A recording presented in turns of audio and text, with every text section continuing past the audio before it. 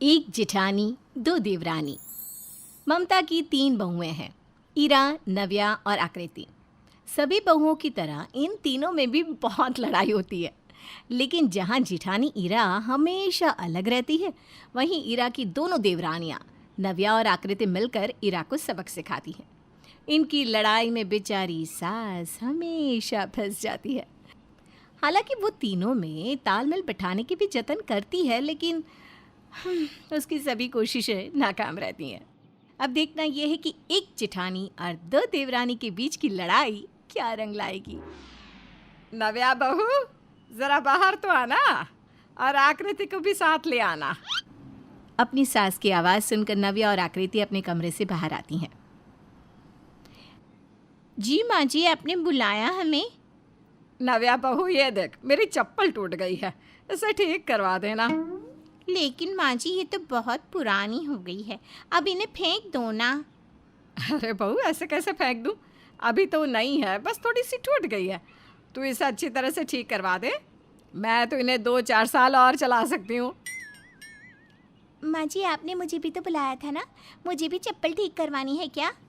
अरे नहीं बहू, तो गार्डन साफ करते, सभी पेड़ पौधों को अच्छी तरह से देखना है। जो भी सूखे या खराब पत्ते हो उन्हें काट देना और पौधों में खाद भी डाल देना। ममता दोनों बहुओं को काम देकर चली जाती है। दोनों आपस में बात करती हैं। देखा आकृति, तुमने माँ क्या क्या काम देकर गई है हमें।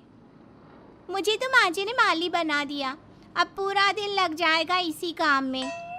माँ जी ने हमें तो ये फालतू का काम दे दिया, लेकिन जेठानी जी से कुछ भी नहीं कहती।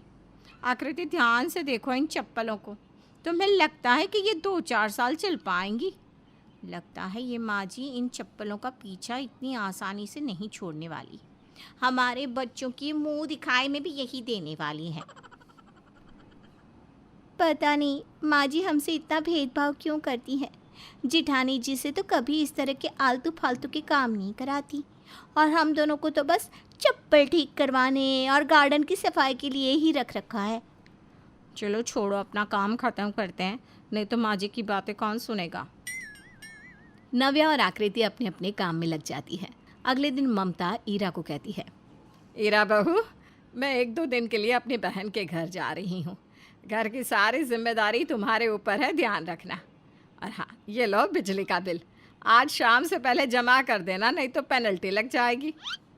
जी माँ जी, आप आराम से जाइए, मैं संभाल लूँगी सब कुछ। ममता चली जाती है।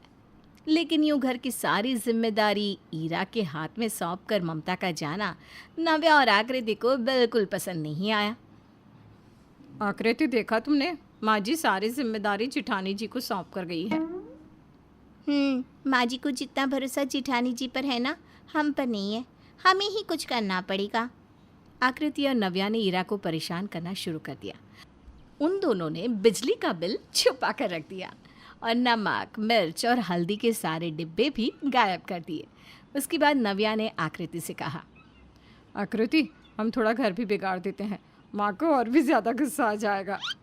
नहीं नव्या, ज़्यादा कुछ करेंगी तो माँ को शक हो जाएगा, और जेठानी जी के साथ साथ माँ जी हमारी भी क्लास ले लेंगी। उन्हें लगेगा कि हम दोनों ने ही कुछ गड़बड़ की है। हाँ, तुम ठीक कह रही हो, हमें जल्दबाजी नहीं करनी चाहिए। थोड़ी देर बाद ममता घर में आई तो ये सब कुछ देखकर कहती है, ईरा बहू, तुम्हें घर की जिम्मेदारी देकर गई थी ना, ये क्या किया है तुमने? क्या हुआ माँ जी? बहू, किचन के सारे डिब्बे खाली हैं, जाने से पहले तो मैं सारा सामान भर कर गई थी। और हाँ, बिजली का बिल भरा या नहीं? माँ जी, रात को जब मैं सोई थी किचन का सामान सही जगह और ठीक ठाक रखा था, लेकिन सुबह पता नहीं क्या हो गया, और बिजली का बिल तो उसी दिन से गायब है जिस दिन से आप मुझे देकर गई हैं। ईरा बहू, घर में मसाले के डिब्बे नहीं, बिजली का बिल गायब, इन सबको ज़मीन खा गई या आसमान निकल गया? लापरवाही की भी हद होती है। ईरा को सास की बात सुनकर बहुत दुख हुआ, लेकिन वो अपने मन में सोचने लगी, घर में मेरी दोनों देवरानियों के अलावा कोई नहीं था, हो ना हो ये काम इन दोनों का ही है। ईरा ने नव्या के कमरे की तलाशी ली तो उसने नव्या के कमरे में मसाले के डिब्बे देखे। ईरा ने वो डिब्बे खोले और नव्या के सारे कपड़ों पर बिखेर दिए। तो नव्या, हो गया काम तमाम। अब आकृति की बारी, उसे भी सबक सिखाना ज़रूरी है। हो ना हो बिजली का बिल उसी के पास होगा। अब ईरा आकृति के कमरे में गई और आकृति के कमरे में उसे बिजली का बिल मिल भी गया। ईरा ने आकृति की अलमारी से कुछ रुपए निकाले और बिजली का बिल भर दिया। इन दोनों ने मेरे साथ जो किया है उसकी ये सज़ा तो बहुत कम है। ये दोनों मुझसे इतनी नफ़रत करती हैं, अब मैं इन दोनों को मज़ा चखाऊंगी। ईरा ठान चुकी थी कि वो अपनी दोनों देवरानियों को इतनी आसानी से नहीं छोड़ेगी। जब नव्या ने अपने कपड़े देखे तो वो समझ गई कि ये ईरा का काम है। वहीं आकृति ने भी अपनी अलमारी के रुपए गिने तो उसे ईरा पर ही शक हुआ और समझ गई कि घर का बिजली का बिल कहाँ से भरा गया है। नव्या अलमारी के सारे कपड़े निकाल कर धोने जा रही थी, तभी वहाँ पर आकृति आ गई। अरे तुम ये सारे कपड़े कहाँ लेकर जा रही हो? ये देखा आकृति, जिठानी जी ने कितनी सारी हल्दी मिर्च और नमक मेरे कपड़ों पर गिराई है। सारे कपड़े ख़राब कर दिए। इन्हें धोने जा रही हूँ। और अगर माँ जी से जिठानी जी की शिकायत की ना तो वो तो मुझसे यही पूछेंगी कि हल्दी नमक मिर्च मेरी अलमारी में कहाँ से आए। जिठानी जी ने मेरी अलमारी से रुपए निकाल कर बिजली का बिल जमा किया है, क्योंकि मेरी अलमारी से उतने ही रुपए गायब है जितना कि बिजली का बिल था और उसके साथ लगी पेनल्टी थी। और ये बात मैं भी माँ जी को नहीं बता सकती, क्योंकि उन्हें पता चल जाएगा कि बिजली का बिल मेरे कमरे में था। जिठानी जी सही खेल खेल गई हमारे साथ। ईरा दोनों देवरानियों की बातें सुन रही थी। उसने सोचा, मेरी प्यारी देवरानियों, अभी मैंने खेल खेला कहाँ है, अभी तो खेल शुरू हुआ है। नव्या, मैंने तुम्हें प्राचीन ना कर दिया ना तो मेरा नाम भी ईरा नहीं। और आकृति, तुम्हारी तो मैं आकृति और प्रकृति दोनों ही बिगाड़ दूंगी। ईरा ये सब सोच ही रही थी, तभी ममता ने अपनी तीनों बहुओं को बुलाया। ईरा, नव्या, आकृति, यहाँ आओ तुम तीनों। जी माँ जी, आपने बुलाया? देखो, कल हम सब लोग वैशाली मौसी की लड़की की शादी में जा रहे हैं। मुझे सुनार की दुकान से कुछ गहने मंगवाने हैं। मैं सोच रही हूँ कि तुम में से किसे भेजूँ जो ये जिम्मेदारी निभा सके। माँ जी, मैं चली जाती हूँ। अरे रहने दे बहू, मुझे पता है तुम कैसी जिम्मेदारी निभाती हो। मैं 2 दिन के लिए क्या गई थी, तुमने तो घर की काया ही पलट कर दी।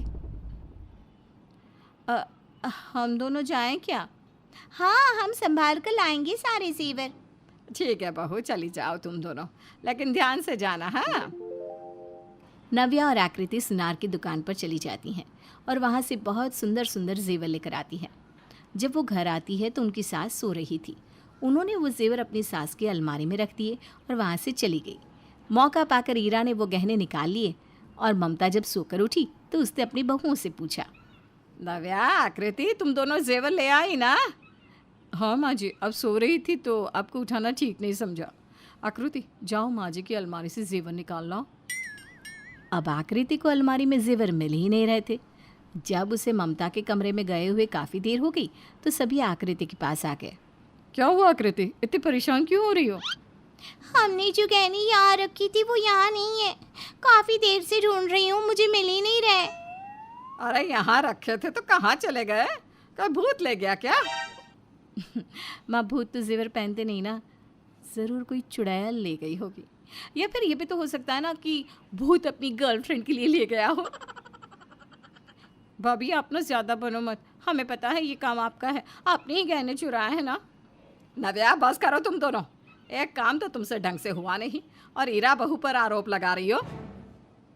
जेवर मैंने लिए हैं, इस बात का कोई सबूत है क्या तुम्हारे पास? हाँ माँ जी, इन्होंने पहले भी मेरी अलमारी से रुपए चुरा कर बिजली का बिल भरा था। और माँ जी, जिठानी जी ने मेरी अलमारी की सभी कपड़ों पर हल्दी नमक मिर्च डाल दी थी। मुझे सारे कपड़े दोबारा धोने पड़े थे। ईरा बहू, ये दोनों क्या कह रही हैं? तुमने सच में ऐसा किया था? माँ, वो सब गहने मैंने ही चुराए हैं, क्योंकि मैं अपनी प्यारी प्यारी देवरानियों की असलियत आपके सामने लाना चाहती थी। आप घर की जिम्मेदारी मुझे सौंप कर गई थी, तो इन दोनों ने ही बिजली का बिल गायब कर दिया और इन दोनों ने मिलकर नमक हल्दी मिर्च के डिब्बे भी गायब कर दिए। ममता ने जब नव्या और आकृति से पूछा तो उन दोनों ने सब कुछ सच सच बता दिया। शर्म आनी चाहिए तुम दोनों को, एक ही घर में रहकर इतनी घटिया हरकतें करती हो। ममता ने उन दोनों को बहुत डांट लगाई। दोनों बहुओं ने अपनी सास और जेठानी से माफ़ी तो मांगी, लेकिन ईरा को इस बात का पूरा यकीन है कि उसकी दोनों देवरानियों का हृदय परिवर्तन इतनी जल्दी नहीं हो सकता। तो वो आगे की चुनौतियों के लिए एकदम तैयार है।